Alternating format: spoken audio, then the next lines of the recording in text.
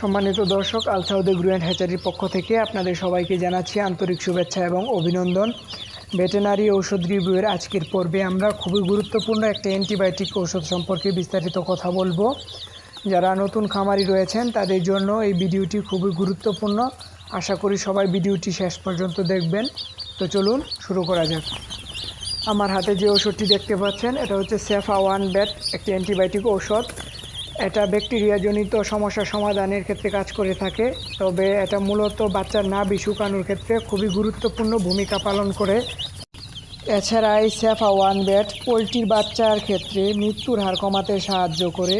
যদি আপনি সঠিক পদ্ধতিতে এই সেফা ওয়ান ব্যাট ব্যবহার করেন তাহলে সেক্ষেত্রে আপনার মৃত্যুর হার একেবারে জিরোতে চলে আসবে।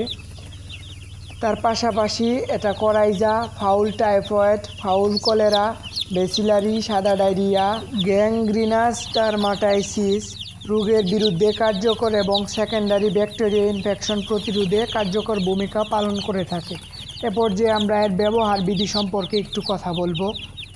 সকল ধরনের মুরগির বাচ্চা ব্রুডিং করার ক্ষেত্রে এই সেফা ওয়ান ব্যাট প্রতি 1 গ্রাম পাউডার 2 থেকে 3 লিটার পানিতে মিশিয়ে একটানা 3 দিন অথবা 5 দিন খাওয়াবেন।